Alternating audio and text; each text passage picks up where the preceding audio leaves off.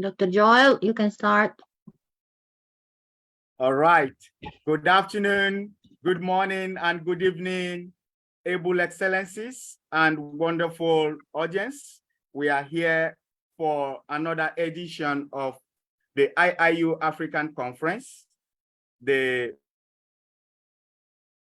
On this podium, we are very, very fortunate to welcome international and wonderful speakers. I would like to let you know that this conference is under the umbrella of the International Internship University, IIU. IIU is a leading virtual education system and global brand confederation, which is the most valuable and trusted worldwide and well-reputed in delivering innovative programs. And globally, it is a trusted name for quality training programs and is committed to providing better and virtual education to all young learners across the globe. In a short span of time, IIU has spread its wing in 195 countries and 6 continents under the strong leadership of its visionary founder, Sir Peyush Pandit, a committed and inspiring social activist, a passionate educationist from the last 2 decades, providing education to students and scholars across the globe. And I would like to also inform you that IIU has a board of administrators, that is a board of governors. We have Dr. Rose Nilal, who is a trustee. We have Professor Nada as well, who is one of the board members, and our dear academician, Senior Prof. Chap, General Eboria Ushiholo Charles, who is here present with us.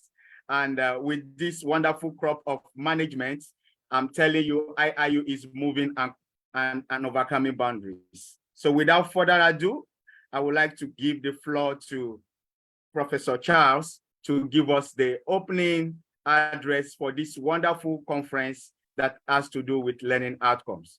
Professor Charles, you are welcome on board, sir. May God. Thank you very much, my able moderator. May God continue to strengthen you and empower you. Good morning, good afternoon, good evening, and good night, my able excellency. Today is a unique day, a day that we're going to remember that you have broken a record as service delivery. I need to appreciate everybody present here. Most especially, I appreciate God for calling us here, giving us life, giving us good health of mind and body.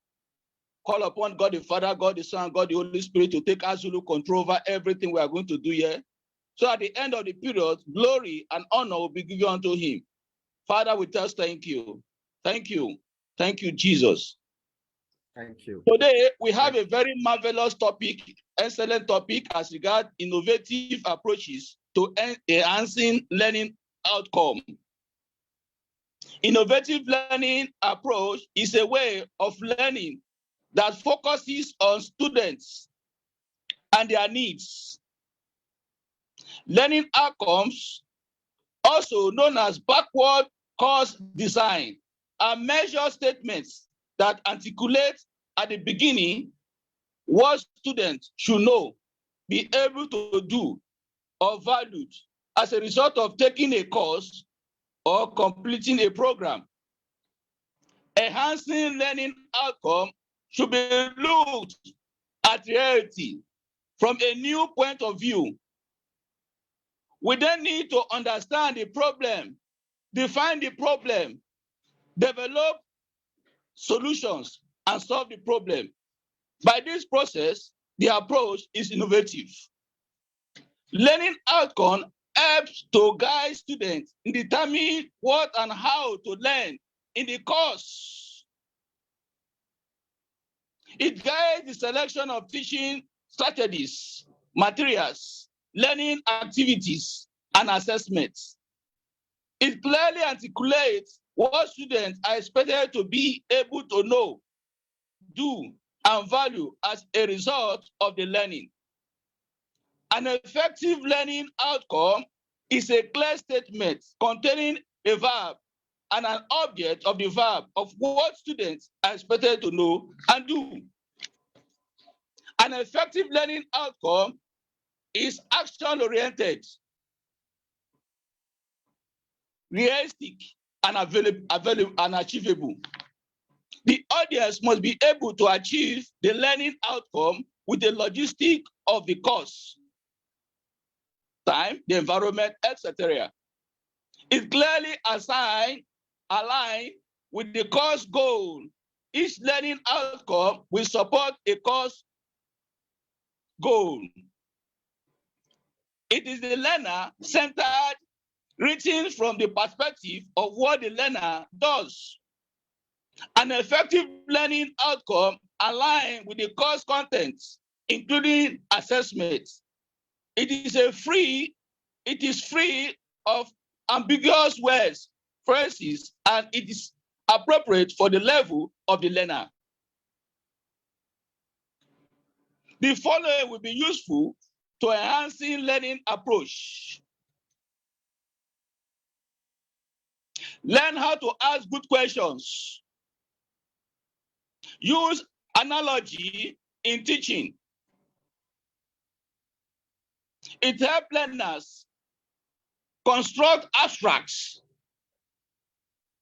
Consumption through reasoning with something familiar. Construct mechanism and concept map. Join the peer tutoring group. It results in a better academic achievements. Create more opportunities for the students to practice specific skill, which leads to a better retention. Since students gain a deeper understanding of a topic by teaching it to another student. Develop critical thinking skills to enable students develop innovative and creative solutions to make informed decisions and evaluate.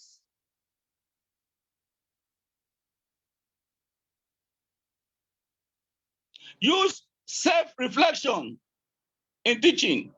It helps students participate in and take ownership of their own learning.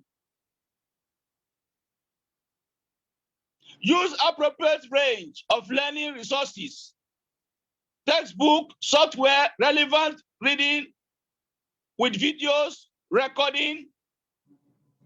Think outside the box for subject-specific tools. Ask your teacher, the librarian, follow offering guidelines. Use checklists, your teaching resource selection. Use data for resource selection. Use state/territorial education authority guidelines. Ask for feedback. Apply knowledge learned to a new problem. Teachers should believe that every child can learn and teach children at the right level. Integrate technology into the classroom as a teacher. This will provide opportunity for the teacher to cater to all learning styles. It will boost classroom engagement and retention.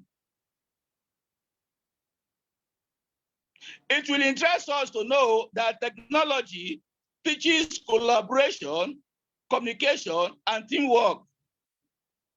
This will enable students to have many skills in addition to concepts. Technology prepares students for the future challenges. Technology also ensures each student receives equal treatment and opportunity in their education. Another innovative approach to enhancing learning outcome is automatic vehicle locator, AVL, used to improve learning outcomes. It gives room for technology with friendly mindset, which support learning and maintain attention. It will also involve several parties, e.g. the faculty, the teachers, and the family of the students. It establishes learning outcome. It gives and receives feedback frequently, just as a robot system. With the aid of technology via projected video, it gives teachers to research answers to questions, adjust lesson plan to accommodate longer lectures. Where teachers use technology, it gives students a break from standing on their field and speaking. Advancement in learning technology help teachers and faculty find solutions that will keep students across age and discipline interacting with subject materials.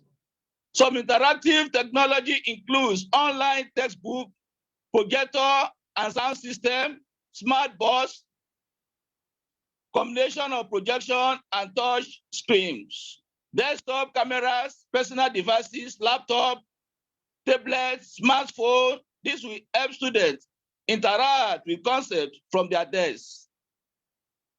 Teachers need to be trained with the new technological tools and learn how to use them in the classroom. Technology can be used to share knowledge with students and provide them with the essential skills they need to succeed. Note, it is advisable when creating an implementation plan, it is expected for us to leave room for challenges and troubleshooting time, e.g., what worked for other schools might not work for yours. Note 2, time and procedure should be given to enable strategies that needs adjusting and evaluating. Note 3, morals and faith can be maintained while taking steps towards a solution in your goals. Innovative approaches is therefore necessary to enhancing learning outcomes. At this junction, I give glory to God for this opportunity, give glory to IIU, I give glory to all the listeners, also to all my specialists that are going to say one or two things that will support what I've said so far. May God come to bless every one of us listening, and may God come to bless us as we go about blessing others. Thank you very much. Thank you very much. Thank you very much, Prof. Charles, for this wonderful opening, talking about innovative approaches to learning outcomes. That is a fantastic opening. The professor has taken us through a lot of methods that we need to apply these days when we are engaging the students, when we are learning. And of course, we are going to learn from other distinguished speakers and learners at this point in time.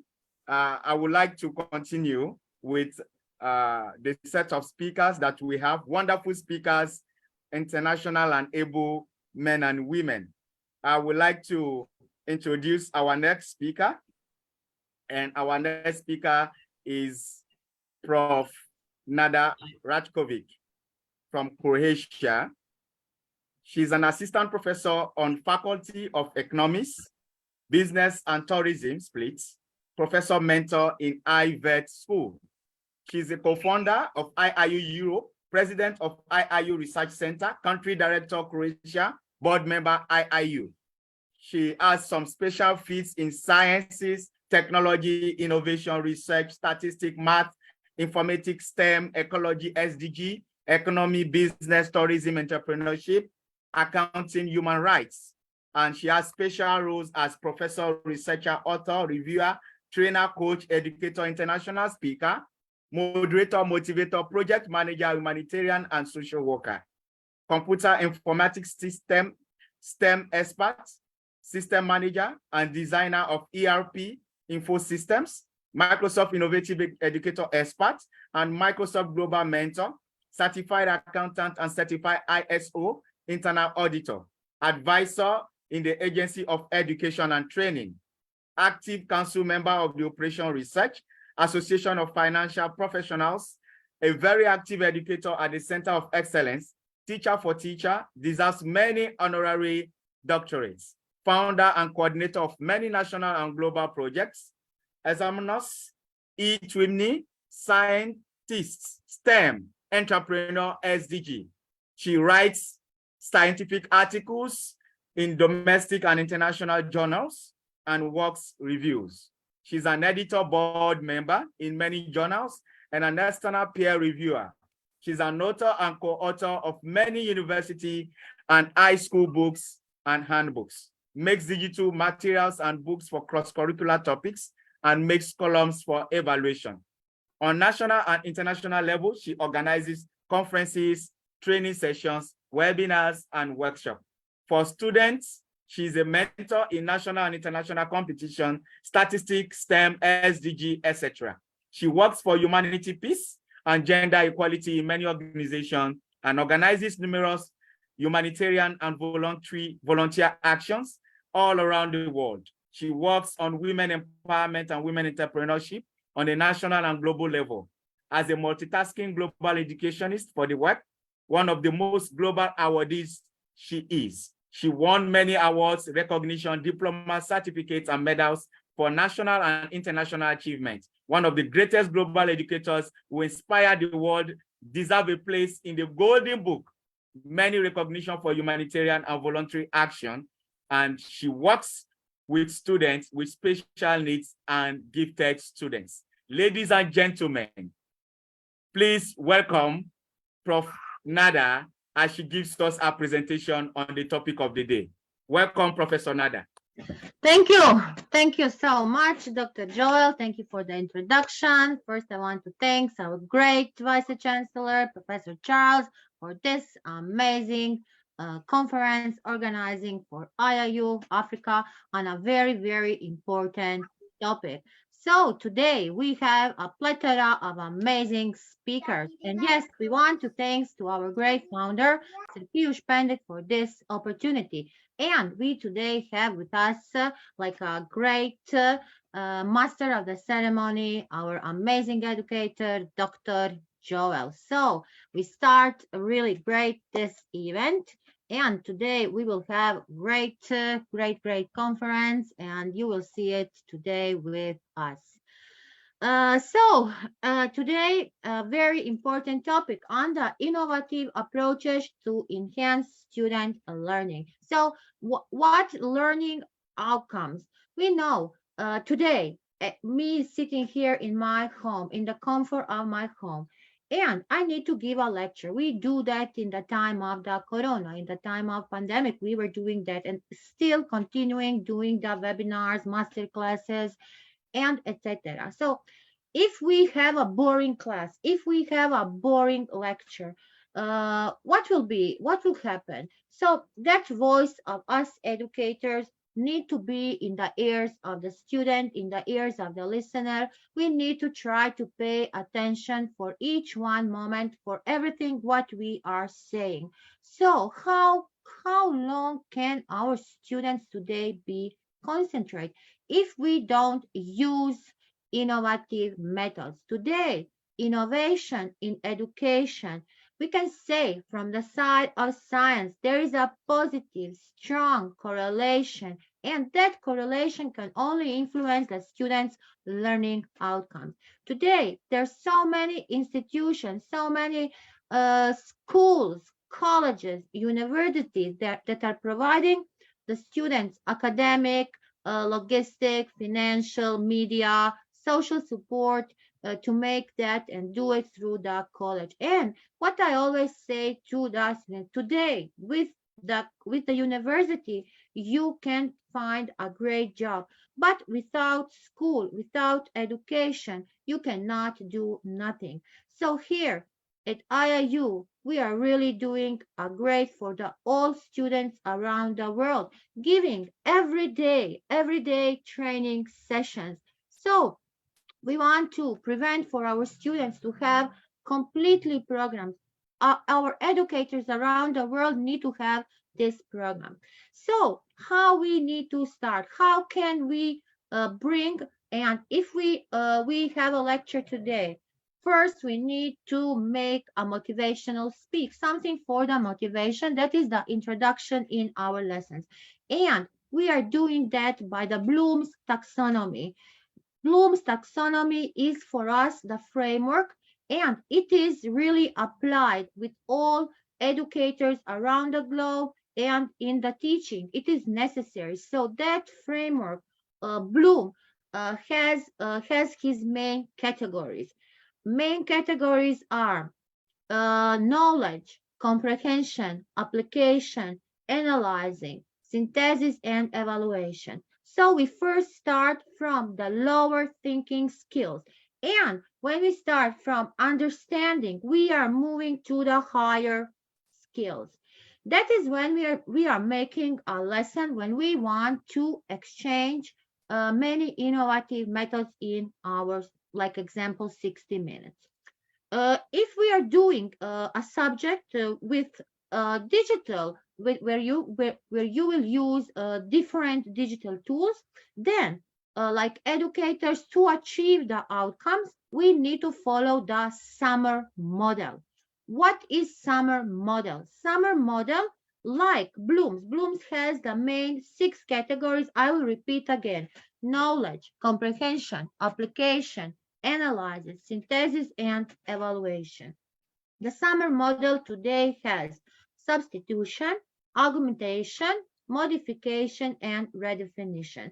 So we come from the substitution and augmentation and coming to all the steps moving. We are moving through modification. If we start something and we see that our students don't understand, have problems in getting that to them, so many questions, then we need to make a modification. So sometimes you have a plan, but in the meantime you are changing your plan, and your student is always for you the most important. Even you think that you will achieve today six outcomes, maybe that day you will achieve only two outcomes, but your student is on the first place. So how to make this? Today we need to have so much experience. All the universities, IIU, are making the strategies. So we are using, Professor Charles already said that in his open speech, that we are using technology. We are using assistant learning, flipped classrooms, project-based learning, and that we are using to ensure the success. So we moved from the traditional way of teaching, no traditional way. Then we have this MIOC. IIU has so many MIOC. Then hybrid courses. You need to make your classes in a very effective way.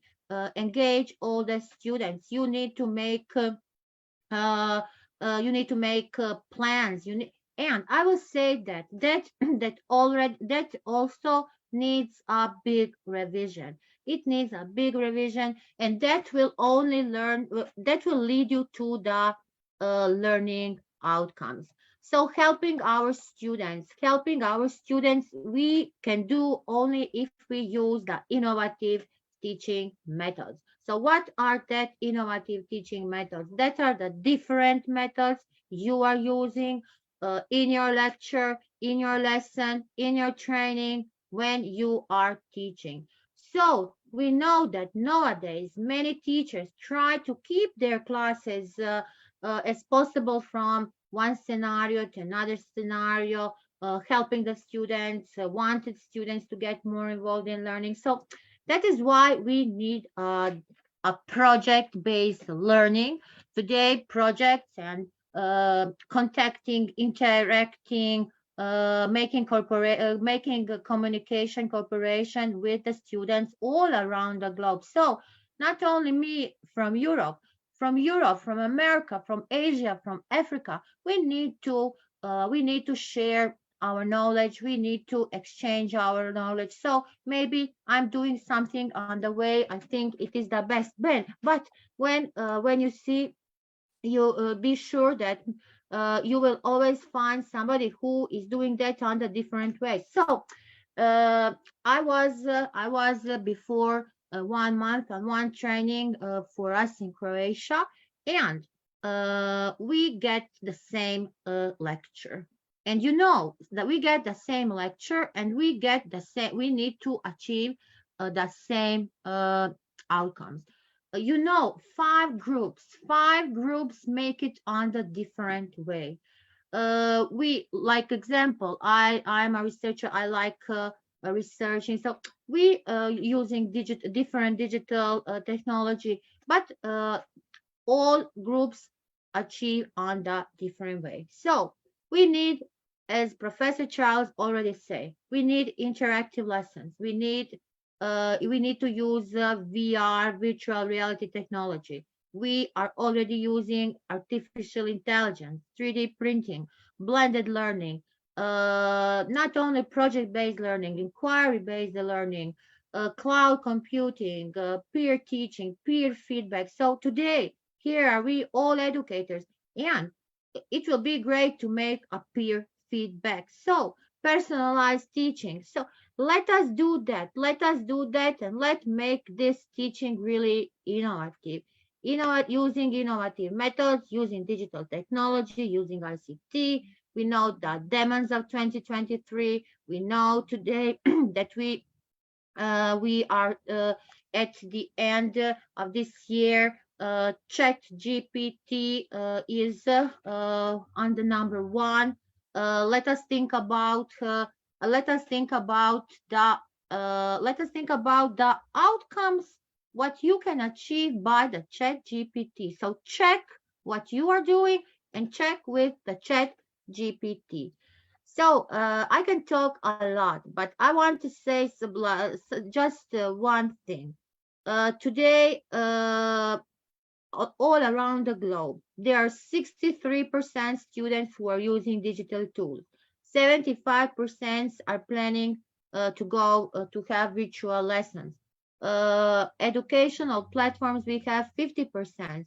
80% of schools and universities today are bringing the new technology tools.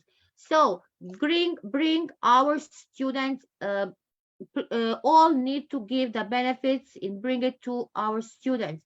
Encourage research, improve problem solving, critical thinking skills, avoid receiving a lot of knowledge at once. When you give a lot of knowledge at once, it can be confusing. Give soft skills, give hard skills, check students' understanding. Every time when you see that some student is looking you very strangely, that means that the student didn't understand you. So please check the students' understanding, improve self-evaluation, improve their evaluation, and then leave the classroom. So I want to stop here, 10 minutes. Thank you. Thank you so much for being here today. Best wishes to all today here. And I want to say thanks to our great audience who is always with us, encouraging us and supporting us. Thank you. Thank you very much, Prof. Nada.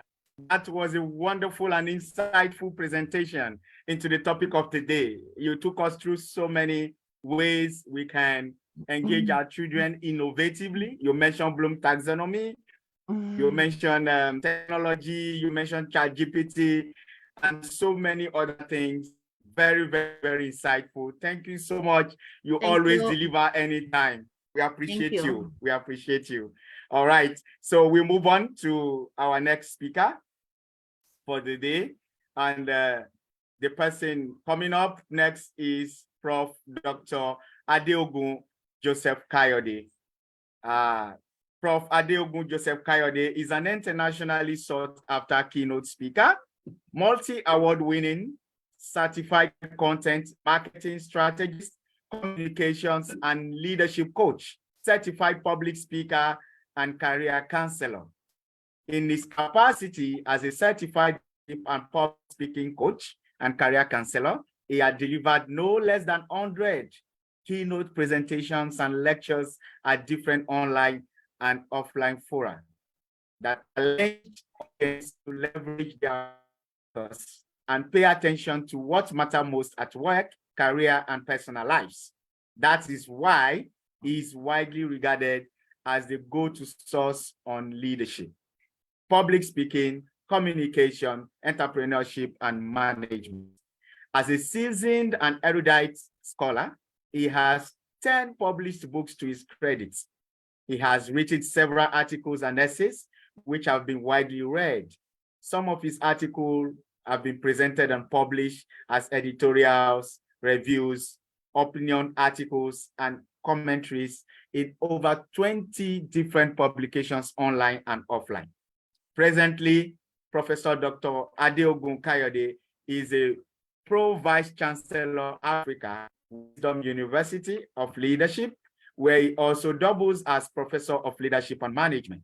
More so, he works as a lecturer at World Leadership University, where he lectures master's students on strategic leadership and management, digital marketing, mass communication, and business administration. In his home country, Nigeria, he works as an instructor at Graduates College of Mass Communication and Technology, where he lectures on public speaking, new media, and digital marketing. Ladies and gentlemen, without further ado, please welcome on the stage Professor Dr. Adeogun Kayode for his presentation. Welcome, Professor Kayode. Thank you, my dear brother, and I want to appreciate everyone on this call. It's indeed a great pleasure to be here once again. Just 2 days ago, we observed the African Day, where I met few persons that shared insights on the importance of the African Day. And here, I'm here today once more to lend my voice on an important topic: innovative approaches to enhancing learning outcomes. So let me quickly observe all protocols. I want to appreciate everyone, especially my mentor, Professor Charles Eboria, Professor Nada, and all facilitators that will be making their presentations. Briefly, I'm going to be talking about the theme of this conference, and that is the innovative approach that can be adopted as far as enhancing teaching and learning is concerned. Much has been said by Professor Charles as to how we can enhance learning by different methods. You will agree with me, coupled with the insights Professor Nada just shared, that assessments is indeed an intrinsic part of the student learning process. And it defines the actual curriculum or the curricula that is being prepared by researchers, including educators, and in the long run, those that are involved in the administration of the school system. It helps to direct attention to what is important, and it also helps to act as an incentive for study, and in the long run, it helps to steer students' learning. Now, what are the ways to improve student learning? Professor Charles has mentioned and he emphasized on the importance of how learning can help to improve students' learning outcome. So briefly, I'm going to be talking about 4 ways. Since we have countless ways for an instructor to facilitate learning among students, even in the virtual classroom. I could recall that Professor Nada did mention how this can be achieved. One method that can be used and that has been used over the years is outdoor teaching. You will agree with me that back in the days, the education system used to have only traditional way of teaching and learning via the classroom. You know, all the students are used to sitting in the classroom, for 6 to 7 hours a day, attending continuous classes, lectures. Now, the question I need to ask, if you are a teacher, have you ever thought about taking lecture outside the classroom? Have you ever thought about that? Or you just confine yourself to the four walls of the classroom? The importance of outdoor teaching is that it helps your students to involve themselves with the surrounding environments. So in this case, it is advisable that you take your students to field trips. Don't just limit them to the four walls of the classroom. You can improvise teaching in the classroom. There's nothing bad about that. Even in your teaching methodology or in your teaching method, you can adopt so many methods. But field trips, museum, exhibitions, small-scale industries visits, and or conduct classes on lawn of the school premises is one way to enhance students' learning. It makes the students' learning outcome to be enjoyable. Now, how can you implement outdoor teaching? There are so many ways. For example, you can conduct classes outside the classroom on the lawn, in the garden, or any place on the school premises. You can take your students on field trips, like I mentioned earlier, to different places depending on the topic you are teaching them. Even if you are teaching mathematics, if you are teaching science, if you are teaching other courses, you can still apply the outdoor teaching method.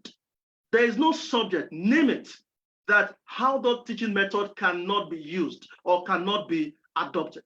So all you need to do is to identify the best method that will help you to reach the heart of your students, to help you to achieve the learning objectives as you have it in your lesson notes, right? So it will also help you, it will allow you to interact outside of the classroom for effective communication with you and your students.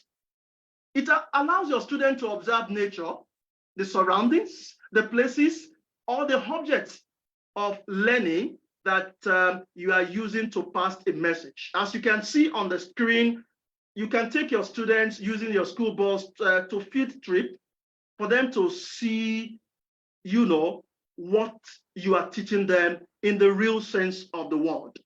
Another method you can adopt as far as enhancing your learning of your students is updating teaching methods. It's sad to say that here in my country, Nigeria, and in some few other countries, they are obsolete courses.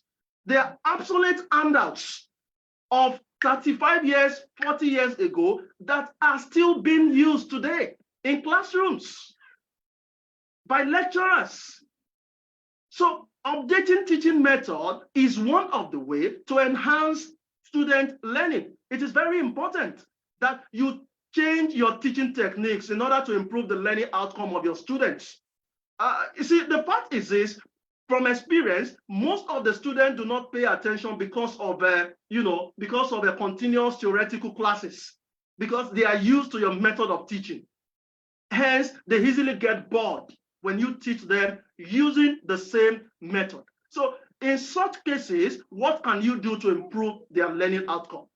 You can include learning activities such as seminars, debates, extemporaneous delivery, or role play. You can just add a play. For example, if you are teaching literature, for instance, you can get them involved to dramatize a particular concept or a particular topic you are teaching them.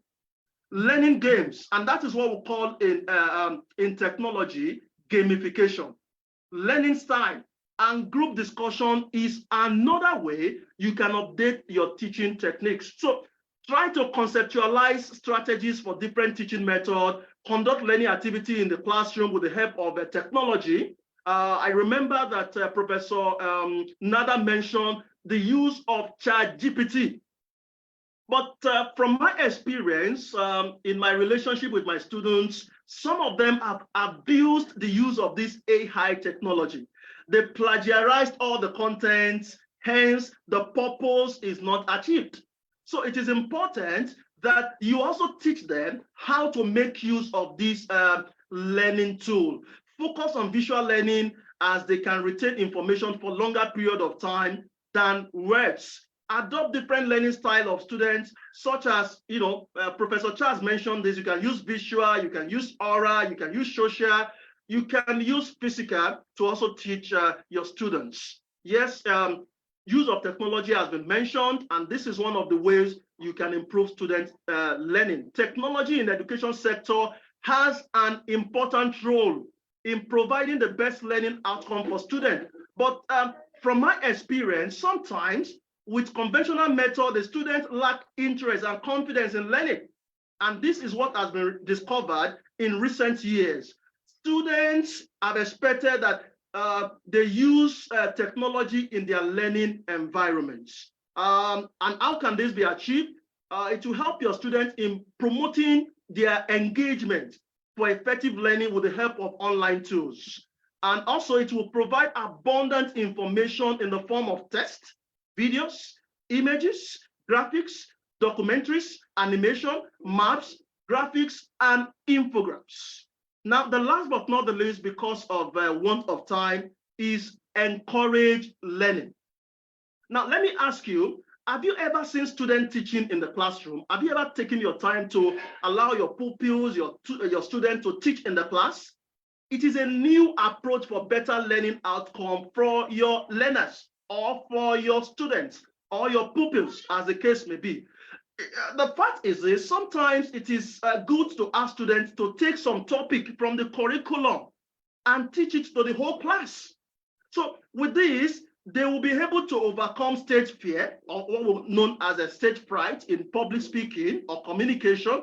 They will prepare for the topic. It will teach others, and ultimately, they will understand the concept much more better. So I want to encourage you, if you have not been adopting this method of encouraging self-learning, you should give them tasks to enhance their learning abilities for a better understanding of the concept. So with this few points that I've shared with you, I hope you have been able to see 4 ways that you can enhance your student learning. There are different approaches to compelling students to study harder. There are different concepts that can be used, but I believe that the few points that I've shared will enhance your student learning, thereby achieving your objectives as far as teaching your students is concerned. Thank you very much. I am Professor Adeogun Kayode from Nigeria. I'm grateful for this opportunity. Wow. Thank you. Thank you very much, Prof. Dr. Adeogun Kayode, for that wonderful presentation. We always can count on you for delivering recent and well-researched presentations. What stood out for me in your presentation is the outdoor learning.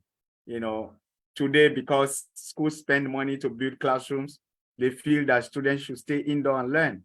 But outdoor learning can actually help the learning of the children when they explore.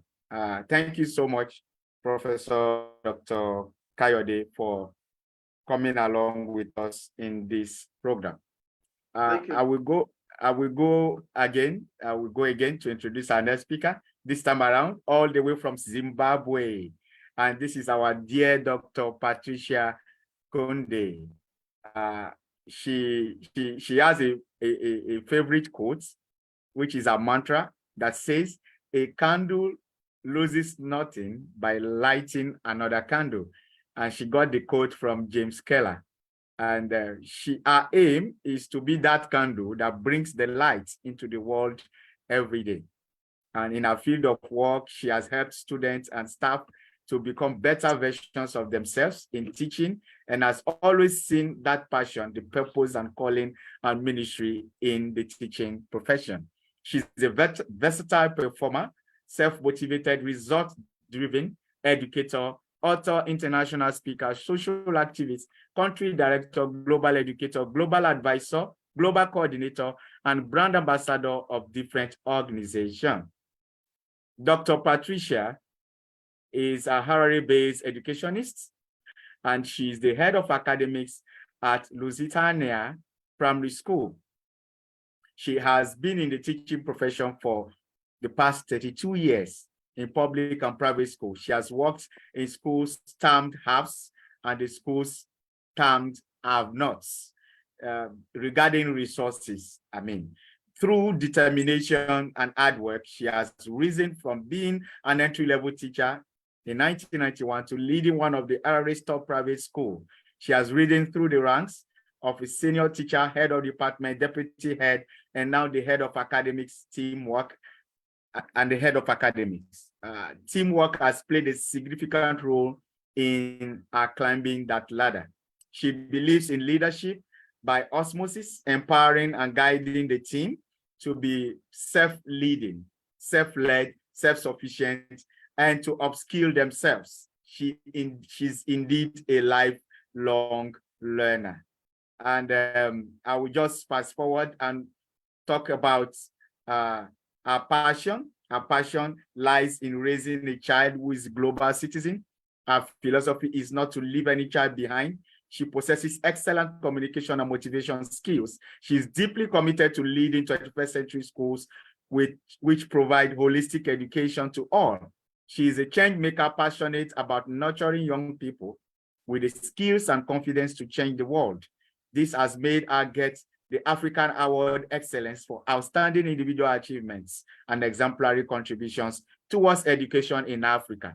She also got the Outstanding Young Innovative Award, African Award, for promoting the actualization of SDGs, active citizenship, youth participation, community service, and good governance and policy advocacy in Africa. Our dear Dr.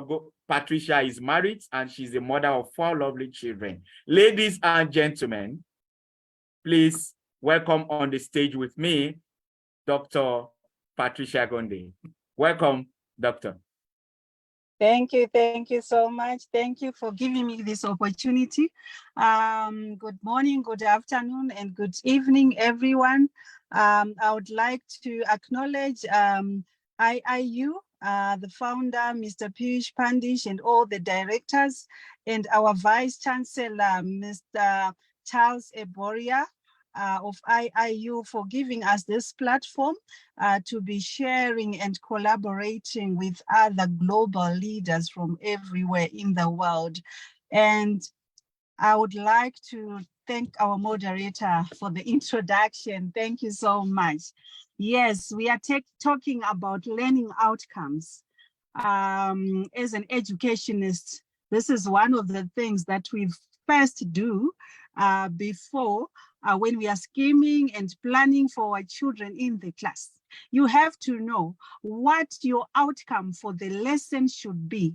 And in our planning, we call those objectives, or when we are doing our Cambridge planning, we call success criteria. By the end of the lesson, what do you want your children to have accomplished? These are what we call learning outcomes. And when you are talking about learning outcomes as well, we also consider them, as we were trained in our education, be meaning that they should, smart meaning that they should be specific, they should be measurable, they should be achievable, they should be relevant, and they should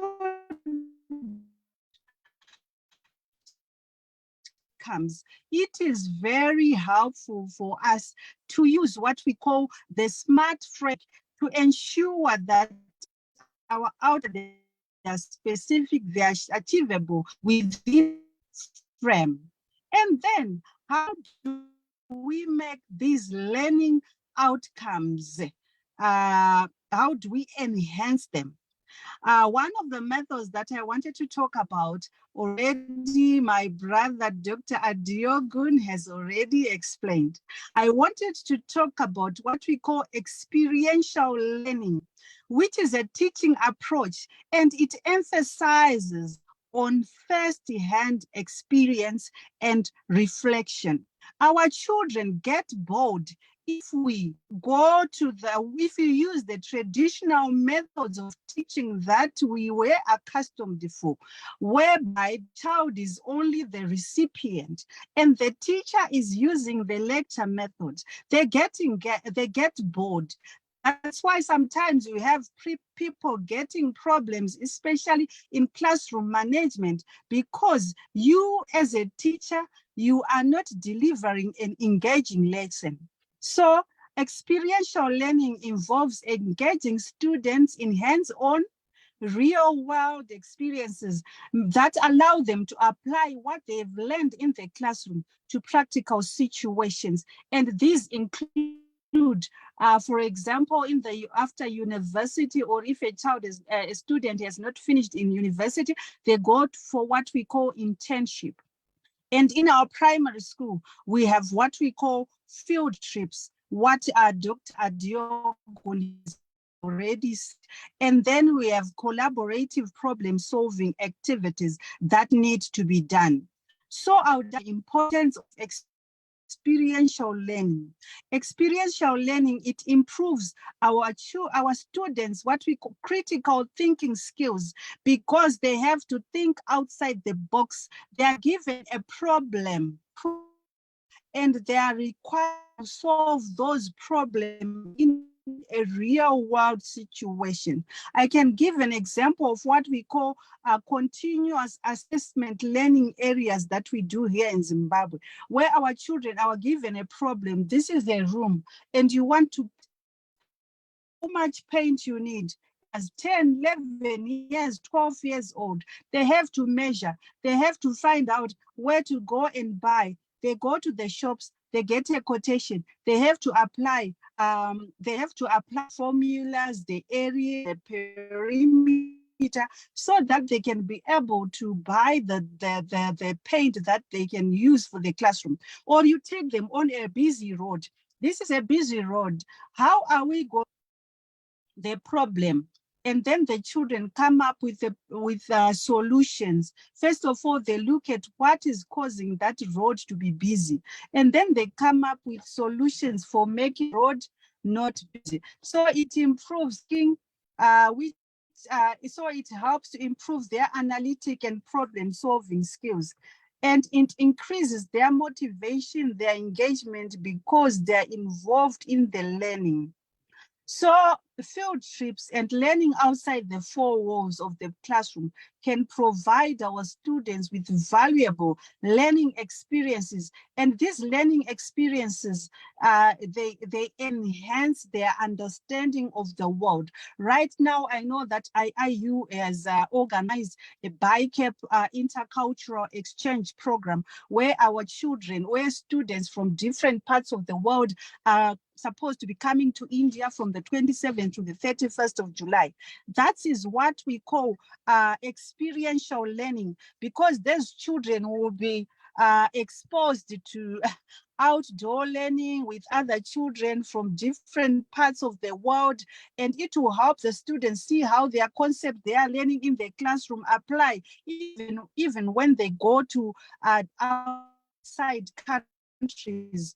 So it improves their enhancement, and field trips also enhances social skills, because after going out for a trip, they come back into the classroom, they come and report, feedback is needed. So it provides our students to interact with their peers from all over the world and also other teachers, and they also learn new different ways which can help improve their social skills and teamwork.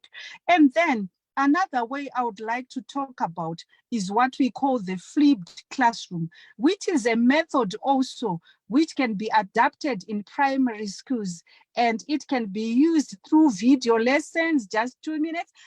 Through video lessons, teachers can record short videos that introduce a new topic, and then they assign some videos as homework. This allows our students to learn at their own pace and frees up classroom time for more interactive activities, even if they are at home. And then the teachers can engage students in activities maybe that build on the materials that they've covered in the video lessons. For example, student might work in groups even at home using technology, which is also engaging and enhances learning. So these are the methods that I thought that I could share with you: the flipped classroom and experiential learning. Thank you so much for giving me this opportunity as an educationist and as a teacher passionate about education. I can go on and on, but we have other speakers who are here also to share with us, and also we learn from them. Thank you so much, our moderator. Thank you so much. Thank you so much, Dr. Patricia. Yes, we can go on and on. If we could allow you to exhaust this topic, it's so fully loaded, and we appreciate the little you have been able to share with us at this moment. Thank you so much, Dr. Patricia, for emphasizing on experiential learning, for emphasizing that we need to give the children a chance. We need to give the children the opportunity to learn, to navigate, to self-redirect, to reflect. And that is what innovation is about in the 21st century learning. Thank you so much, Dr. Patricia, once again. And we hope that we have you next time. And so we will move on to our next speaker. Our next speaker is HE Ambassador D. Anen Haji, HB Ambassador Anen IG. I think I'm correct. She's from Tunisia. Oh, that's lovely. And she doesn't, her profile is actually short. And I got it in French. And this is an international conference. So I will read her profile in French, and I will also read it in English because I'm a bilingual person. And so let's go. Spécialiste en droit fiscal, en gestion économique et sociale, sciences du travail, expert international en développement personnel, parcours professionnel, plus de 10 ans d'expérience en grandes et moyennes entreprises, cabinet d'expertise, compagnie d'assurance, organismes internationaux qui lui ont permis d'acquérir des compétences diverses, notamment en DG, DAFC, RH, service juridique. And I would like to read that in English as well. Our dear Ambassador, the Anen IG, she's a specialist in tax law, economic and social management, labor sciences. She's an international expert in personal development. And as a professional background, she has more than 10 years of experience in large and medium-sized companies and consulting firms.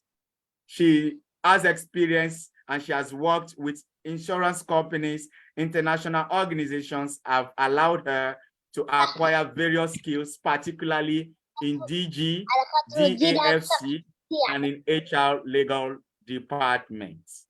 Ladies and gentlemen, thank you I so would much. like to welcome on board DG. I hope I'm correct, ma'am. Your name, IG?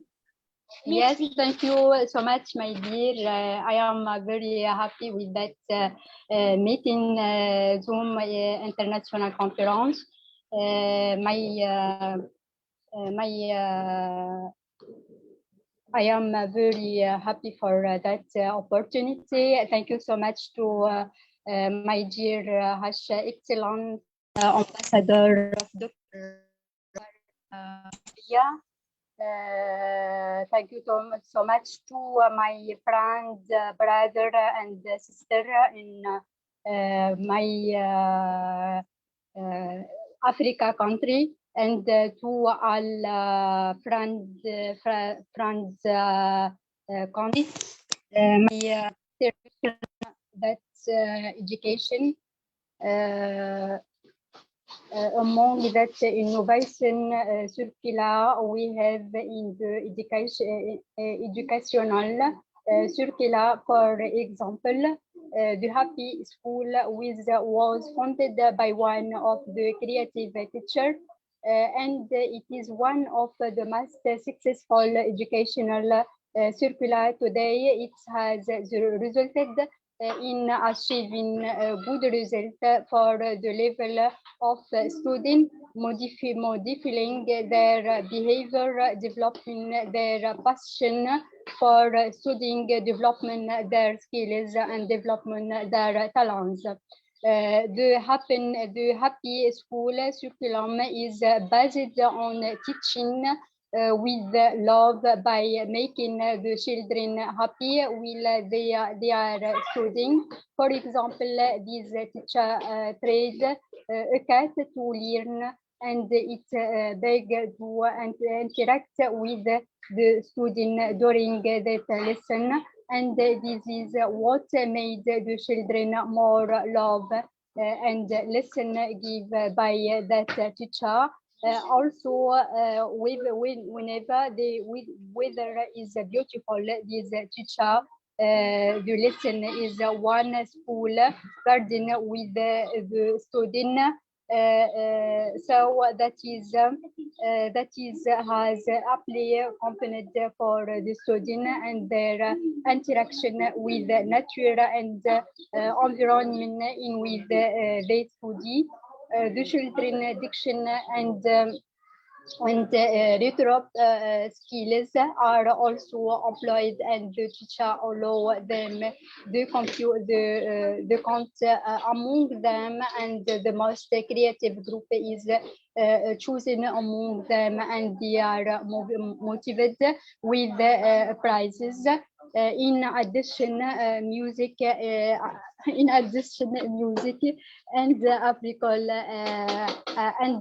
artificial intelligence technology and robotic are introduced. All of these make children more other to study use. You see children playing and learning at the same time, training in communication skills, acquiring new knowledge and developing their creative talents.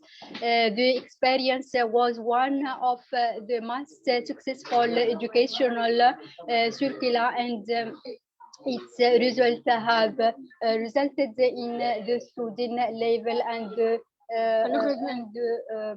the growth of their educational passion. The happy schools, the happy school.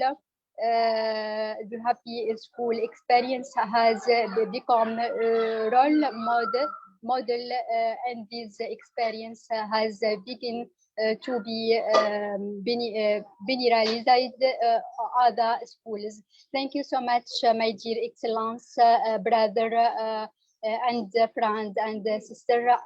Thank you for that opportunity. Wow, thank you so much. Thank you, Ambassador IG. You really did well. You really did well. I could recall some of your content. You told us that it is good that as teachers we excite the children, we make the learning exciting for them. You also mentioned the fact that we need to involve ourselves in development to ensure that we'll be able to come up with new ideas, because when we are developed, then we'll be able to give out to the children. Thank you so much, Ambassador IG. Thank you so much for coming around, and we appreciate you so much. Thank you. Thank you. Before Dr. Joel, before we move to our another great speaker, I want to use this opportunity, and I want to thank our great HE ambassador, Dr. Anan Aji from Tunisia. We are really honored to have her today because today with us. So I want to say that she is one of the strongest women around the world working for humanitarian and social work. Not only that, she's an amazing educator and working for the society. So thank you so much for being today with us, our great Dr. Anan Aji. And please, we are also want you to see you next time. Thank you. Thank you very much, Prof. Nada, for backing me up in appreciating our honorable ambassador Anan Aji. we would like to move on to the next speaker. I think the next speaker for after now is not available. I'm trying to call the name. We Do have we have Cardinal King we have. Yes, I see Cardinal. So I'm going straight to his profile now. I'm going straight to his profile. And we are going to introduce His Eminence Cardinal King, Patriarch, Ambassador Prof. Michael Olusegun Ogedengbe, PhD. And our dear Eminence Cardinal King Patriarch is the primate of Lifehouse Ministry, registered with UNDESA. He is the Chancellor of Lifehouse Bible Institute, registered with UNDESA and UNGM. He is the Patriarch of Universal Episcopal Synods, registered with UNDESA, a Cardinal and Archbishop, a bishop, a full professor, an elite professor, an eminent scholar that has produced two elite professors and 4 professors, a global ambassador and various intercontinental organizations and associations, a member of the International Diplomatic Cooperative Organizations, a global speaker, educator, change maker, and motivator, United Nations Volunteer Awards and recognitions from various Arab Emirates, India, Philippines, Brazil, Egypt, Vietnam, etc., with various international and intercontinental and global certificates and awards. He is also a United Nations volunteer. Ladies and gentlemen, please welcome to the stage with me His Eminence Cardinal King Patriarch Ambassador Prof. Michael Olusegun Ogedengbe on the stage. You are welcome, sir. Thank you very much, Your Excellency. Thank you very much for that introduction. I hear very, very well, sir. I'm loud and clear with you. Hello, sir. Yes, we can hear you. We can hear you. Yeah, our topic is innovative approaches to enhancing learning outcome. In particular, I want to look at the African perspective. It's not so much clear.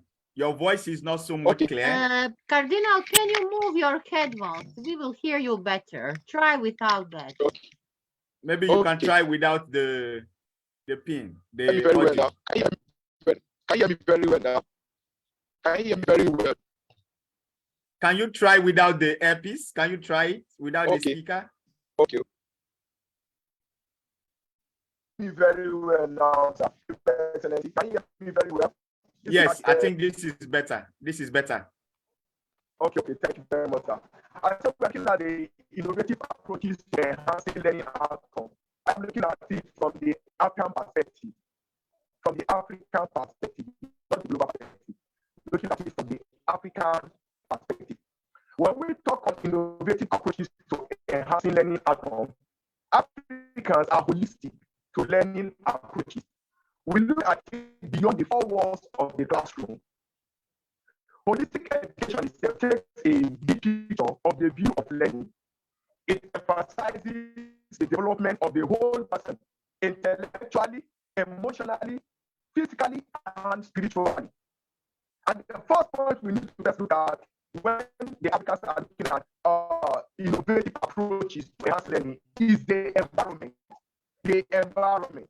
For example, when you hear when Africa wants to build a school or establish an institution of learning, they consider the environment. Like, for example, when you hear the word Sambisa forest, what comes to your mind? It's like, oh, this is a forest where somebody can go and stay there. No. The Sambisa forest is a dangerous zone. So it is not a place where you go to establish digital school. We consider the environment very, very important.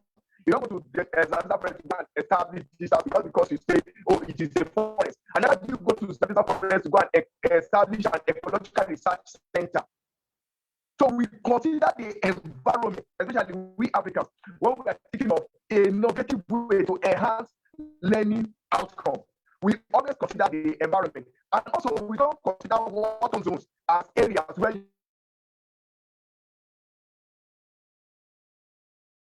go to establish education in order to have an enhanced learning outcome. We also make sure that we don't go to build our schools on landslide zones or landslide areas. Because if a student is in the class and the land below him is shifting and moving, the student is scared. So these are things we consider. And like I say, what zone, for example, if there's five crisis going on in a particular state or a country, we don't tell our students stay there and learn. No, we put all those things into consideration. That is part of African perspective to ensure that the learning outcome is good. So we're talking of intellectual prowess. So we want to make sure that our students come out and they top, and they come out at the top and they become the best in their field of endeavors. And another thing we consider also is digital education. Digital education. When we talk about digital education, we're talking about digital learning in any type of learning that are accompanied by technology or by instructional practice that makes effective use of technology. We're talking of digital education. And by that, we simply mean we look at things like word processing software to create documents. We also look at PowerPoint presentations, that's number 2, or other slides. We also look at 3, digital or online flashcards. Then also look at things like game design software. Then we also look at things like interactive whiteboards. And then also we also look at things like quiz and educational games, which we use very well in our African educational system these days. They are very, very important when we're talking of learning, enhancing learning outcome. Then another thing we Africans consider, we make sure we consider the school premises. The school premises. The use of security cameras as enhanced learning outcome in case of events or mishap. The use of security camera. Such cameras footage are helped to unveil unsolved mystery and outcomes. So today, when you go to most of our schools today, you find what we call security cameras. Why? It has helped to enhance, so the student feels secure. Because when we are talking of learning outcome, we're talking about the final result. If a student doesn't feel safe in an environment, he cannot stay focused. If a student doesn't feel safe in an environment, he cannot learn. No matter what we have, no matter what we have positioned for the student to learn, as long as the environment doesn't feel safe, but the student doesn't feel that he's being monitored, so that somebody is watching over him, they get scared. So that creates a tension and doesn't make the student to concentrate on the teacher or whatever teaching application they are using. Then another thing also, we consider based on the school premises, we try to ensure, because we have a lot of insurgencies going on in Africa, so we ensure the presence of military or paramilitary guards. That's what we ensure, the presence of military or paramilitary guards. Because like in Nigeria here, we have pastoral situation where students were being kidnapped in their institutions, whether deputy, whether chief. So the presence of security men who are stationed in a particular school premises help to make sure that the learning outcome improves. Because safety first. Safety first. And then we're talking about let's say military or military self, not just paramilitary. It's because we have situations where here in Nigeria whereby students like that are there, people we refer to as bandits or kidnappers come to kidnap them. But with the presence of military people on ground, most of those people are kept to repel. You cannot tell somebody who is paramilitary, which so many of them are not allowed to carry sophisticated weapons. And then at the end of the day, a security man is holding just a club, a stick, or a wood in his hand, just a club. And the person who is coming against him is coming with sophisticated weapons. And you're not telling him to confront such people. Sometimes, even sometimes,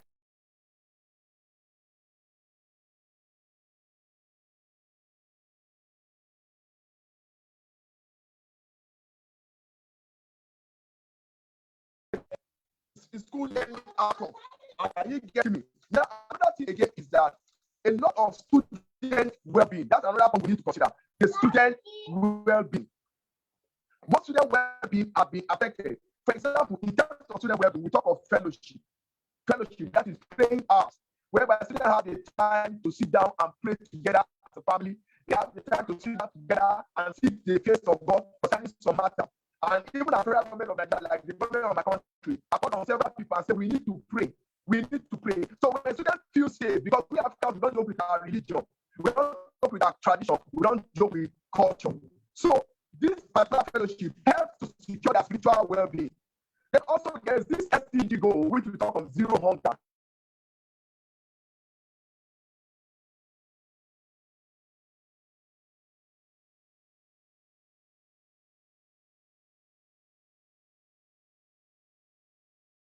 Hello, Cardinal. I think we lost him. I think the network got the best of Yes, him. yes. But all the same, we appreciate. We hope he might join. If not, we would like to move. We want to thank you, dear sir, Cardinal King Patriarch, Prof. Michael Olusegun, for your presentation. I think you had another angle. You add another angle to it, which you mentioned about security, and security for us to have learning outcomes. For us to have good learning outcomes, we must make sure that the students are secure. So he was talking about CCTV cameras. He was talking about ensuring there are security guards so that children are safe and they can be learning. Because if the environment is not safe, the children will not be able to learn. And that is a very, very good point that you have raised for us, dear Cardinal. Thank you very much for your presentation. We will move ahead. Our next speaker will be Ambassador Dr. Prince Augustine. And I'm going to read his profile before I call him up on stage. Ambassador Dr. Anago Ikechukwu Augustine. He lived and grew up in Maiduguri, Borno State. That is the northern part of Nigeria. He joined the FISC in 1992 as Special Marshal. He is a trained and commissioned chaplain Corps of Nigeria in 2006. He joined the International Circle of Faith Chaplaincy, ICDF, in 2007. He joined the Universal Peace Federation Peace Corps, UPF, in 2008. He attended University of Ile-Ife, Nigeria. He was appointed as the UNESC African Director of Operation in 2019. He was appointed Vice President of U.S. International Investment and Legal Advisory, USA, in charge of rescue in 2022. He studied at the Institute for Marriage and Family Affairs, TIFA, USA. He studied at Environmental Training Center in Sweden. He obtained PhD honorary doctorates in environmental studies from ECHO Sweden, etc., awarded International Noble Ambassador, United Nations Volunteer, Director Nobles and Rescue Marshal, Rescue Superintendent General, RSG. He won the UN World Environmental Hero in 2019, International Coordinator, Environmental Conservation Organization, ECHO, in Sweden, relationship coach and family therapist. He is a scientist advisory board member at the DK International Research Foundation, Amihalu, India. He is a Global Peace Foundation Peace Ambassador, UAE, Dubai. He is also a Global Ambassador at the Yes You Can International, International UK, Nigerian President for United Nexus Organization in India, received an Icon of India Award in 2020, an HD in Marketing and Business Consultancy, PGD in Business Management and Marketing, and in Conflict Management and Resolution. He is an Associate Institute of Security Management and Operation in Nigeria, member of Institute of Security Strategy Studies in Nigeria, Fellow Institute of Marketing and Sales Management Executive or Consultant, an International Executive Director for International Police Commission Global Command, that is IPCGC, and is the African Coordinator gifted in Leadership and Humanitarian Services. He was awarded about 3,000 different awards from different organizations around the world. Ladies and gentlemen, please welcome on the stage with me our dear Ambassador Dr. Prince Anago Augustine. Welcome, sir, and you have the floor. Yeah, good afternoon, my fellow leaders and teachers and also scholars of different endeavors. I'm happy to be among you this afternoon because as we teach, we learn. Because this is a very good avenue for us to learn a lot of things concerning innovative teaching and learning and the approach towards that. So I am very, very happy for our coordinator and the chairman, General Charles Seporia.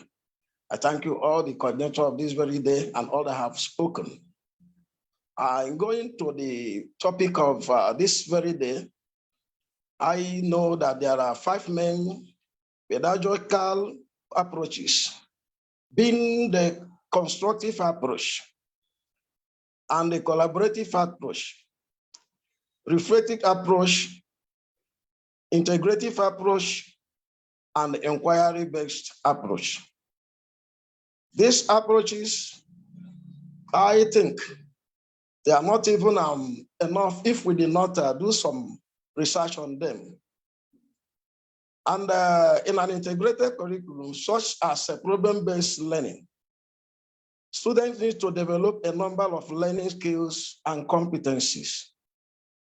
This cannot be achieved through memorization of factual knowledge, but rather through the development of a wide range of cognitive and non-cognitive skills that enhance deep learnings.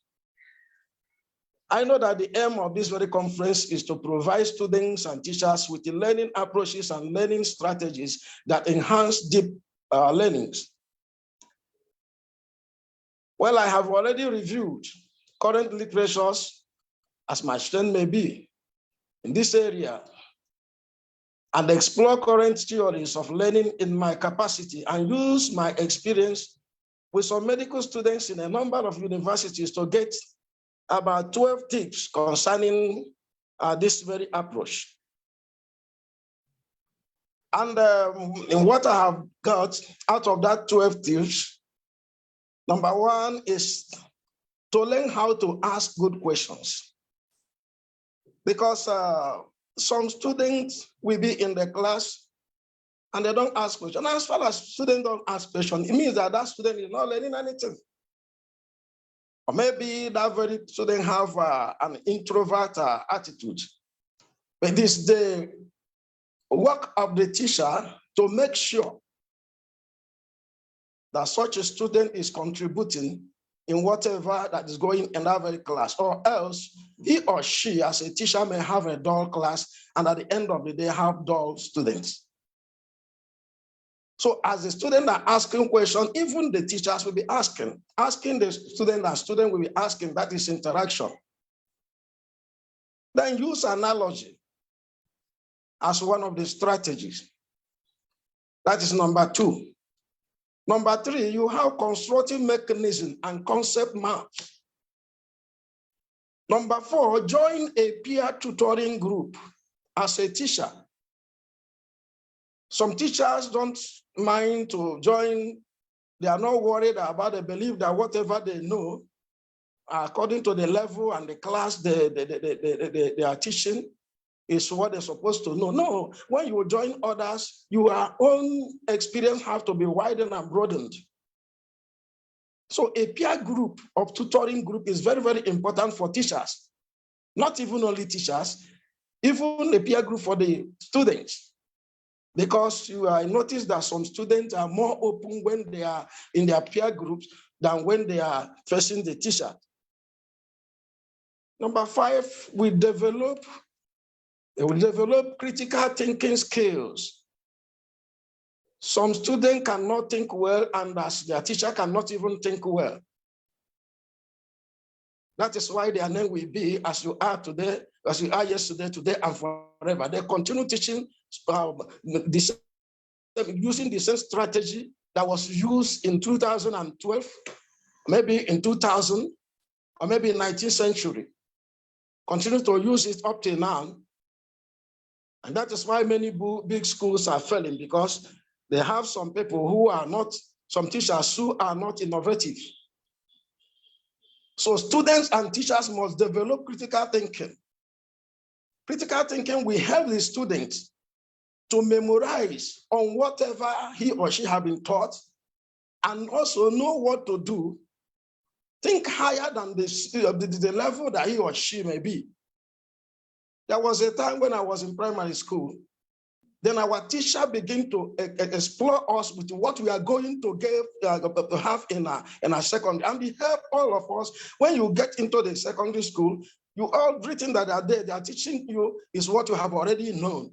You just add to it and become the best among others. Number 6, you will use self-reflection. You reflect.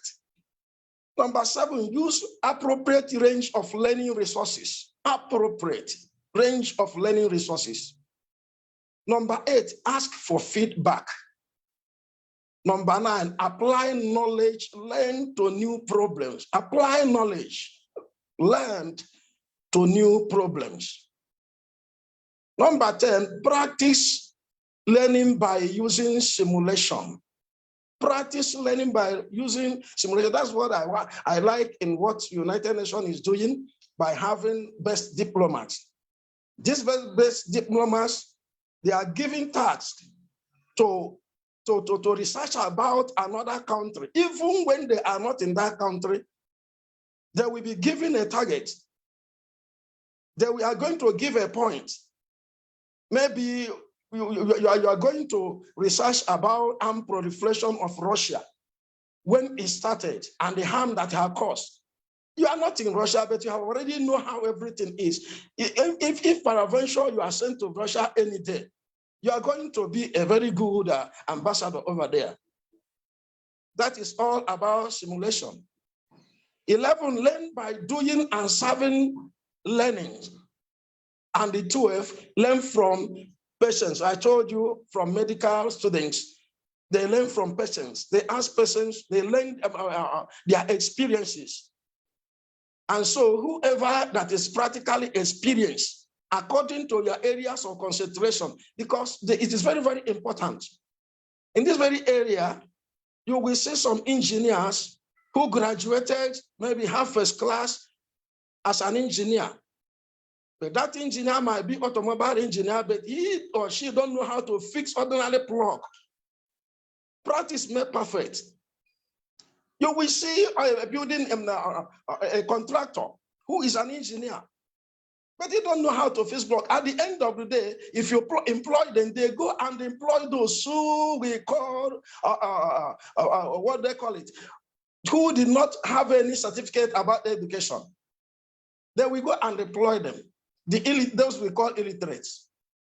They will employ them and they will teaching them how to lay blocks. Then say they have it on paper, theory, but they are not practical over it.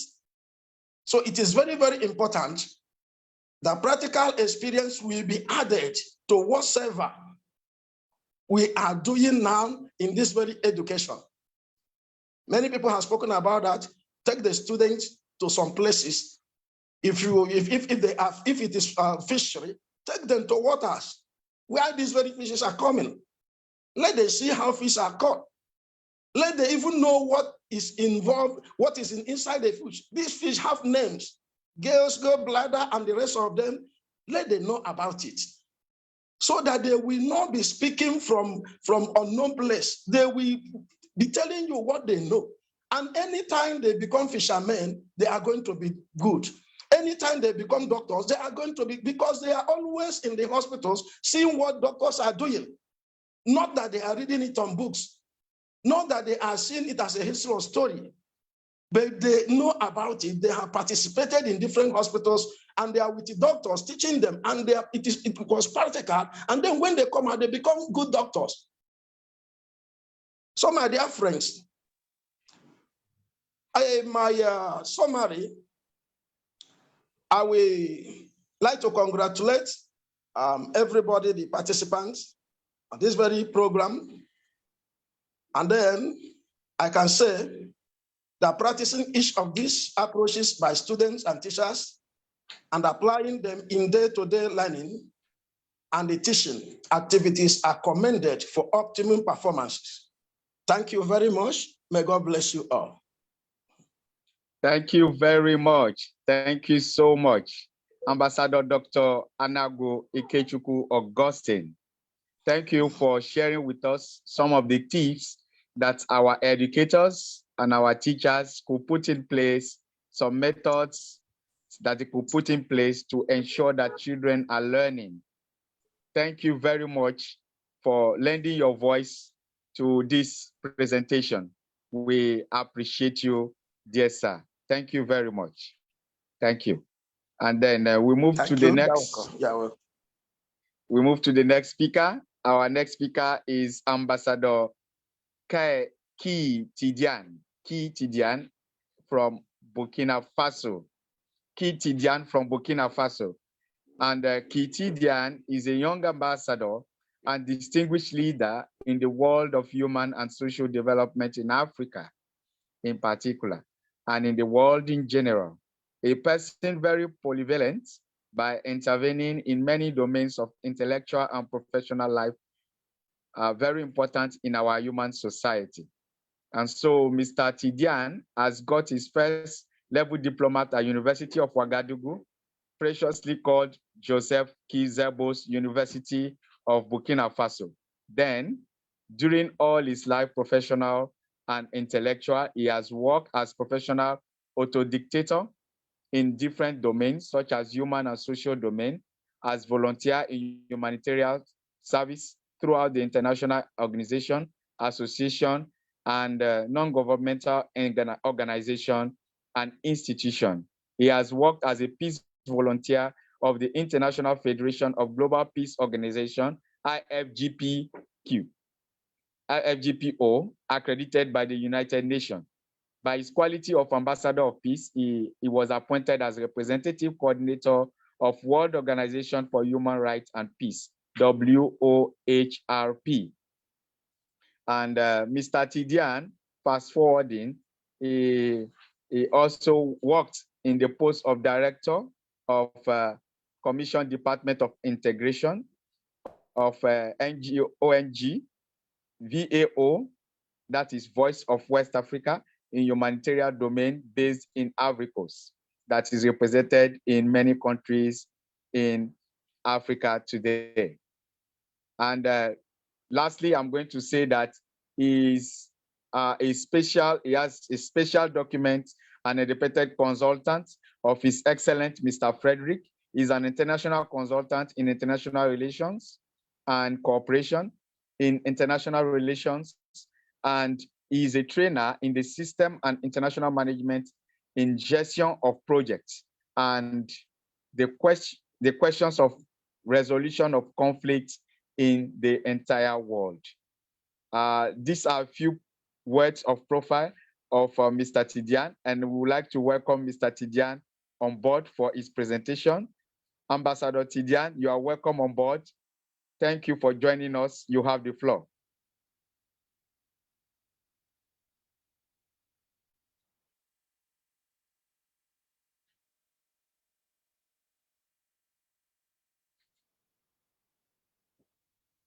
Hello, Ambassador Tidiane.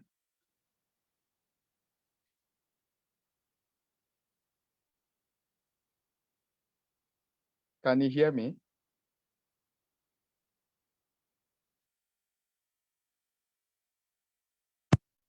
Hello?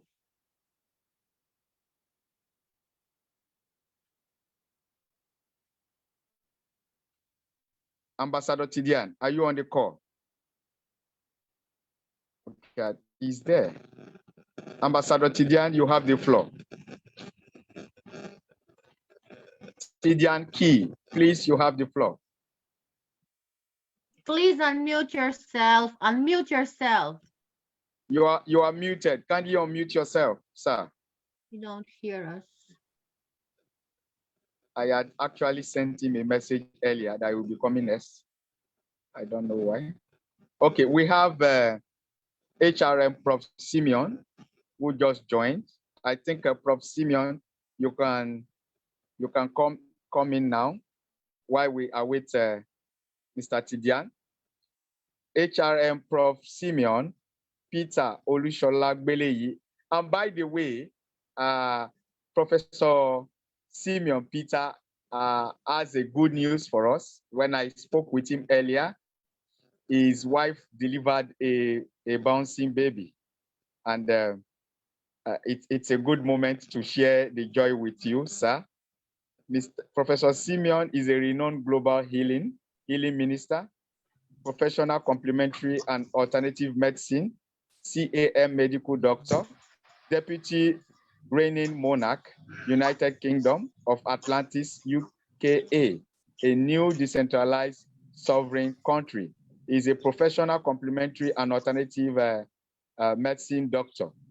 He is a global vice chancellor, Grassroots Global University in the UK. He's a certified climate change solution expert, global professor of computer science with World Leadership University, Zambia.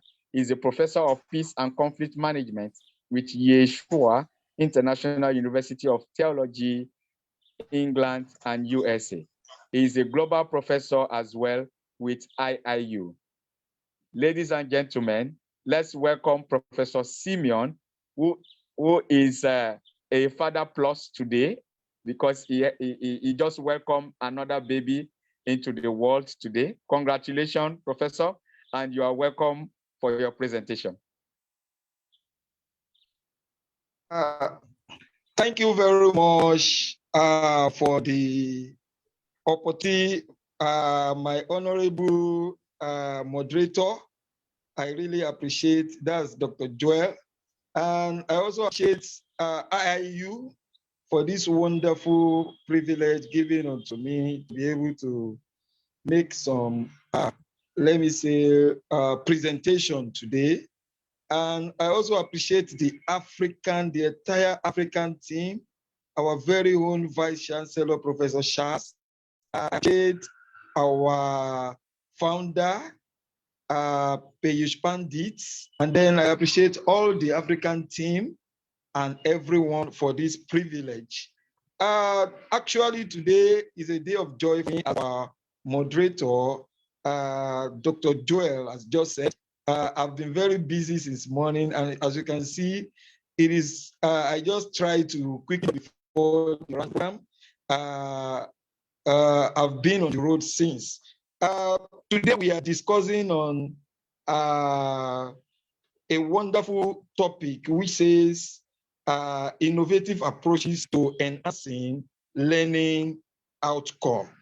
I will quickly just mention, because of the time, I will quickly mention one thing that we need, one or 2 points that we need to work on concerning innovative approaches that we need to enhance learning outcome in these days.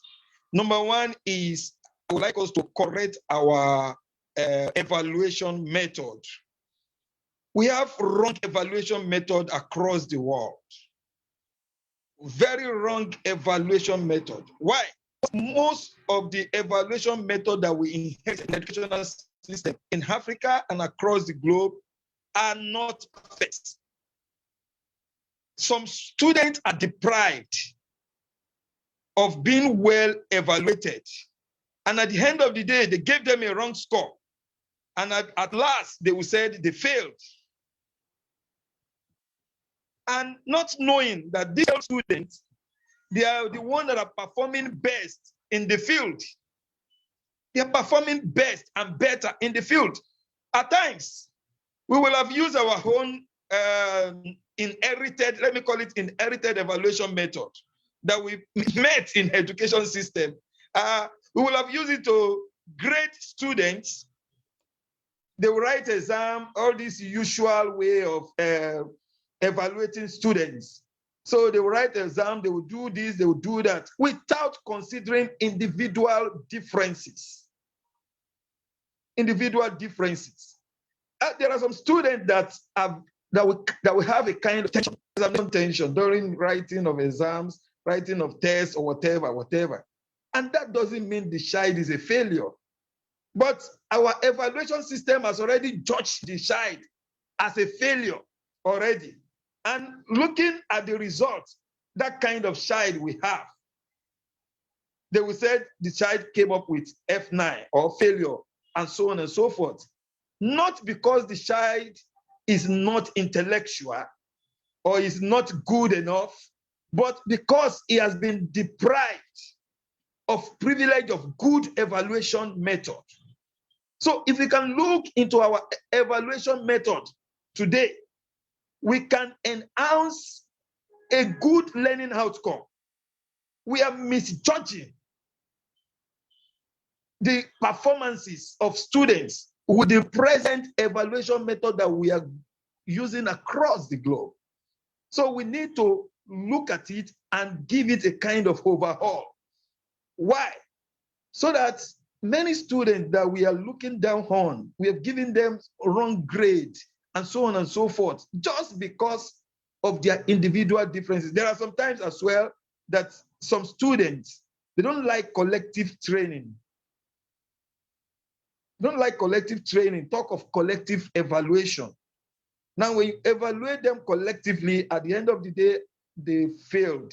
And even those that we now think are the best or came out best with this present evaluation method, most of them passed through all these examination malpractices.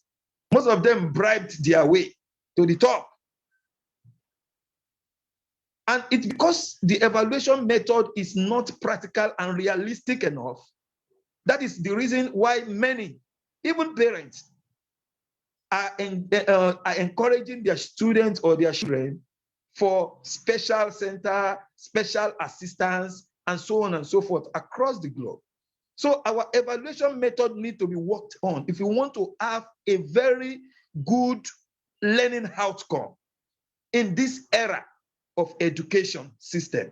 So please, I am employing all education, let me say, all stakeholders of education, all education investors, all education administrators, and so on and so forth in all countries to take a look, or if there is any association, let's take a look at the evaluation system. You cannot judge a child based on the exam that he wrote. We should be able to evaluate based on the skill the person has, or evaluate based on what the person can do, the performances, not on written papers. So once we get the evaluation method right, let me just say evaluation method need overhaul, complete overhaul. Once we can do that, then we are going to have a better learning outcome, and we will not be cheating on some people or giving wrong grades to the people that deserve better grades and giving good grades to the wrong people. Then the second point I will mention, because I'm rounding off immediately, is the same thing is about our collective teaching method. There are some students that will never understand you when you are teaching or training them collectively in a classroom, like 20 people together, 50 students together, 100 students together, 200 students together. You are depriving many students. There are some that even have eye problem. Once the child came late or the student comes late to the classroom, he may not be able to sit at the front. He will sit at the back. And someone with short sight sitting at the back of a hall of 300, and you expect him to even see what you are writing on the board. It's not possible. So such student is being deprived of what he or she is supposed to learn. So we need to start looking at hands-on labs, like one-on-one training for students. There are some students that we think there was an experience we experienced in my secondary school then, maybe in GS1. We are part of the lucky children. We used to take the top like that in GS1 among first to third position in a public school. Public secondary school, government secondary school. So we used to take first, second, third position. But when we go to GS3, there is one guy. He has been taking last, like something position before. We just saw it the first time of junior class of 3.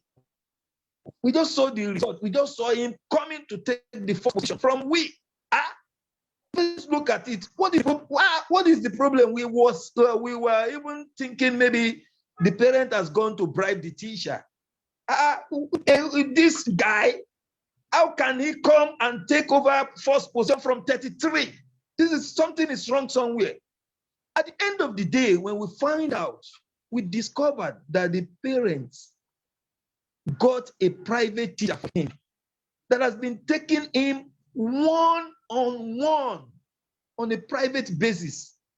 And because of that, his skill, his performances shows up. And at the end of it, he came to take the first position from 33.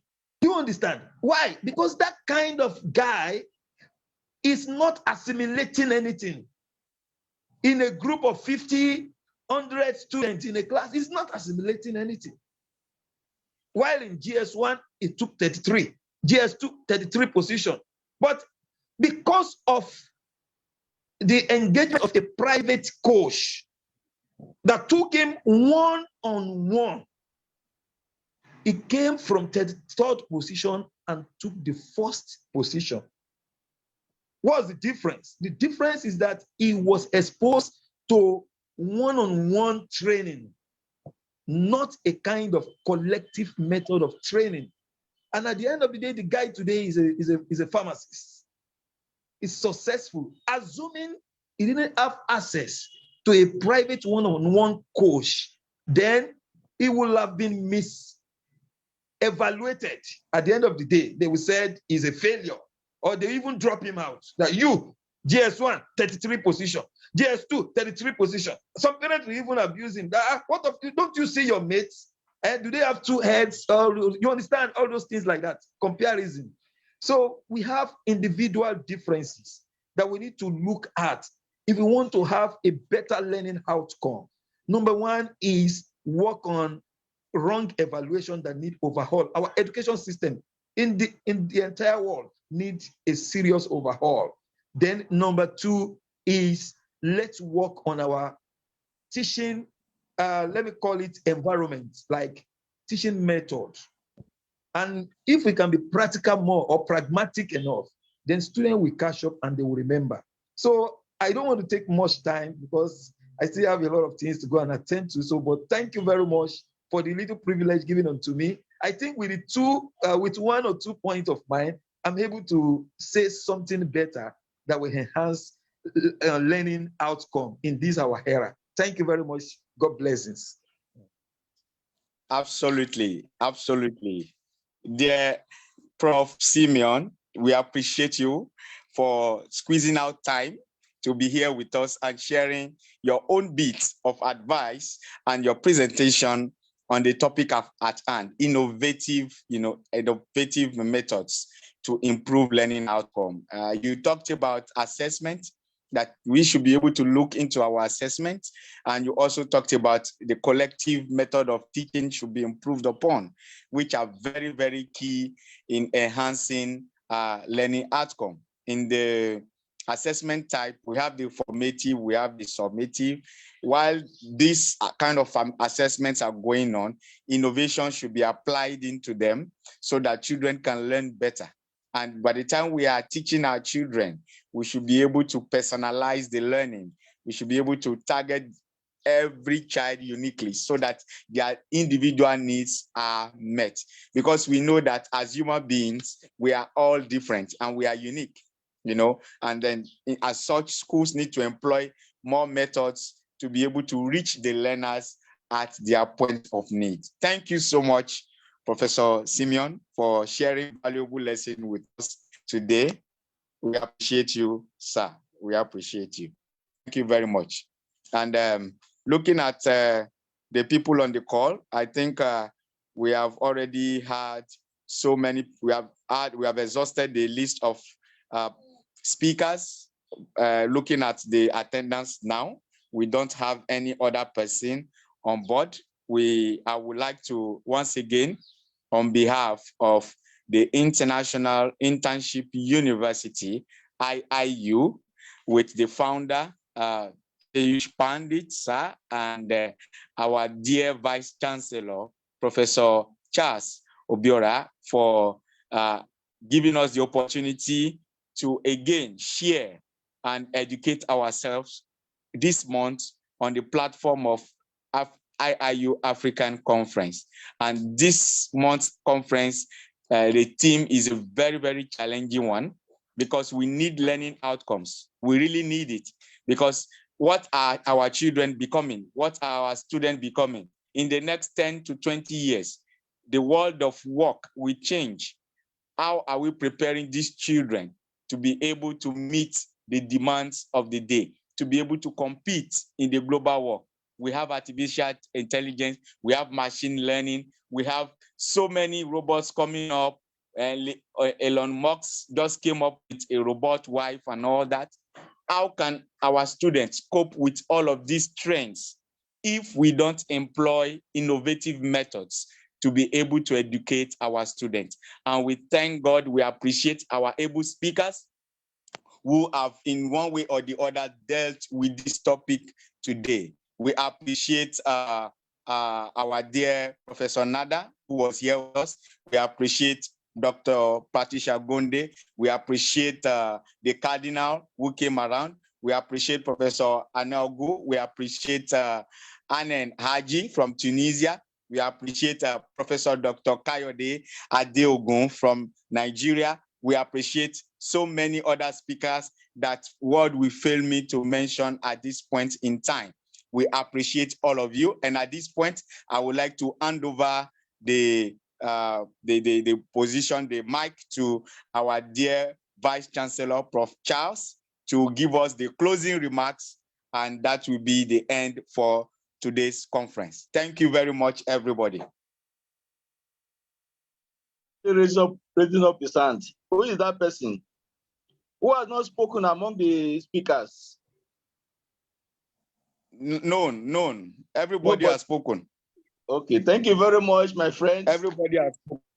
Our great Joy, I need to appreciate you very well. You did a very big work and a great work, which required a lot of appreciation. Thank you very much for your kind gesture and cooperation. I will also want thank God, one of our speakers to give us vote of thanks. If Professor Nada is not there, one of the speakers should give us a vote of thanks. I'll give you the opportunity to call one of them. Vote of thanks. All right. Okay. Mr. Tidiane is here now. Professor Charles, should we invite him to speak? I called him earlier. He wasn't Thank you very on much. the call. Give him that opportunity. Mr. Tidiane. Yes, you have the floor, sir. Mr. Tidiane, I read your profile and we were expecting you to speak. So you have the floor, sir. Kindly unmute yourself.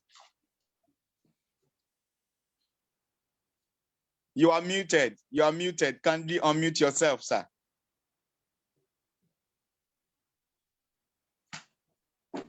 I think he's having some network challenges.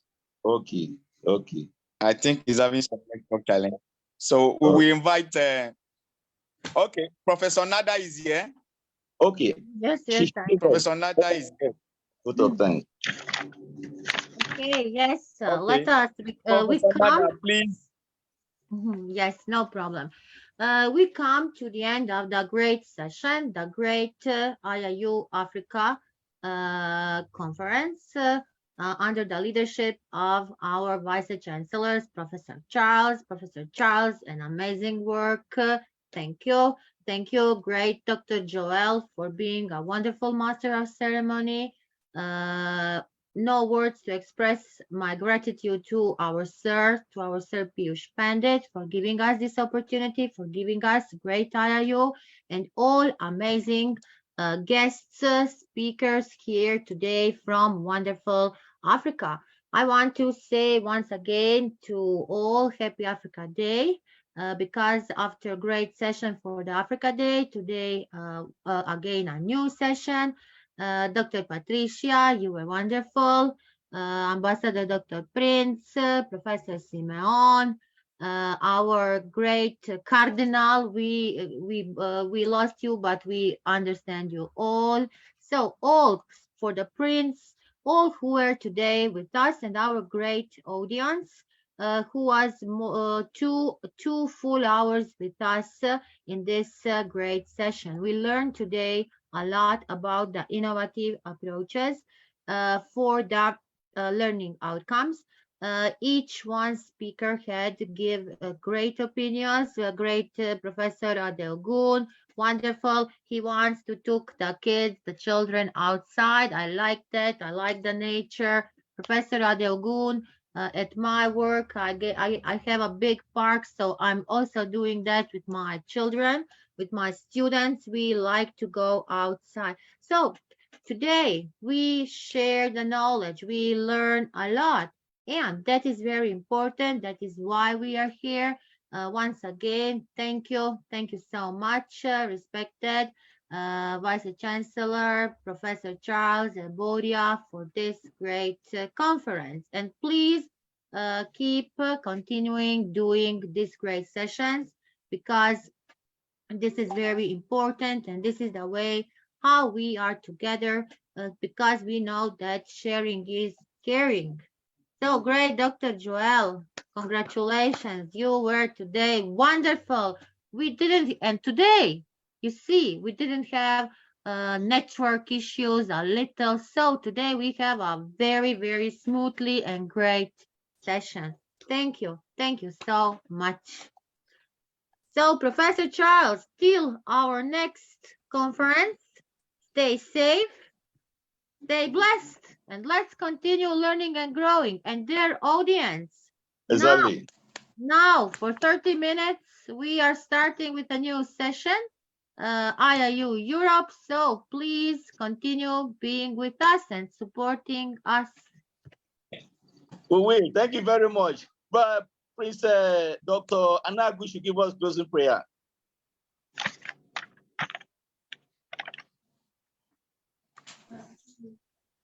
Oh, Father, we thank you for today. We Thank bless you, your Lord. name for keeping on till this very time. Thank you for the wisdom and knowledge and the impartation already unto us. We bless you for our leaders. We thank you for our chancellor and the moderator and the coordinator and the founder of IIU. We bless you all for all the global leaders attached. We say, be thou exalted, and we pray that what we have discussed today, we will see, oh God, the impartation in our schools, so that our schools can progress, and our students will be coming out with a colorful certificate that they have impartation to the populace. All this we pray in the name of Jesus Christ. Thank you. Amen. Thank you very much. Thank you, Yeah. everybody. Thank you. Amen. Thank you, everyone. We appreciate every one of you. Thank you very much. Thanks. Thank you very much, our able moderator. God will come to Thank bless God. every one of us. Thank you very much. Thank you, Prof. Nada. Bye. Thank you. It's good You. night Bye seeing you. bye. Bye. Bye. Bye.